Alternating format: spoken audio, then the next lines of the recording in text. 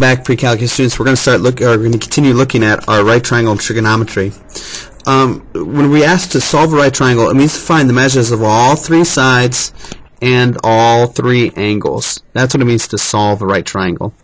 We're going to use trig in order to help us do this.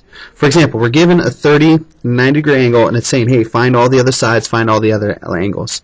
The first angle is kind of easy. We know that our total has to be 180 degrees for a triangle, minus 90 degrees, minus 30 degrees. Obviously, 90 is coming from this from the indicator of a right angle. 30 degrees they're given to us.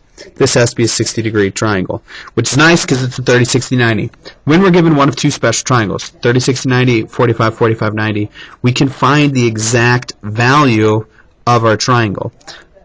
Just because this problem's kind of a little bit easy, I'm going to kick this 13, and we're going to kick it over here just to make it a touch more complicated. Sorry for those people whose notes you like having nice and neat, but we're going to make it just a bit tougher. Here's how this makes it tougher. We have to remember for 30, 60, 90 that we can come up with exact proportions of our triangles, which means we can figure out the ratios. Opposite of 30 would be b, opposite of 60 is the square root of 3b, and opposite of 90 is 2b. And again, you can check, if you check back to the top of your notes, those where we gave those ratios. So once we set these ratios up, it's all about figuring out what, in this case, the base or our b value is. We know the square root of 3 times b has to equal 13, which means b has to equal 13 divided by the square root of 3. If you want to simplify, or if you're going to rationalize that, that's equal to 13 square roots of 3 over 3. Once we've solved this b value, we can come up with our other two sides pretty quickly. I say this because if 13 square roots of 3 is b, and opposite of 30 is b, that means the side opposite of the 30 length is 13 square roots of 3 over 3. And if opposite the 90 degrees, making this hypotenuse, is 2 times b, that side length will equal 2 times 13 square roots of 3 over 3. When we simplify this, it becomes 26 square roots of 3 over 3. Sometimes, though, when we don't fit in nice triangles, it's not a special right triangle, 45, 45, 90, 30, 60, 90. We kind of have to do things a little bit more differently. We've got to use some approximation with decimals. When we've been given one angle in the 90 degree, we can still come up with this other angle. It's going to be 180 minus 90 minus 23. 180 minus 90 is 90. 90 minus 23 is 67 degrees. 67 degrees is our final angle. And what we're going to do is we're going to say, hey, we've got some trig ratios that we can use in order to help find the other sides. Let's say we want to find this side. I would start with the 23. And I would say, let's call this side, I don't know, x. We're trying to relate what side, what trig ratio relates the sides of the 5 and the x.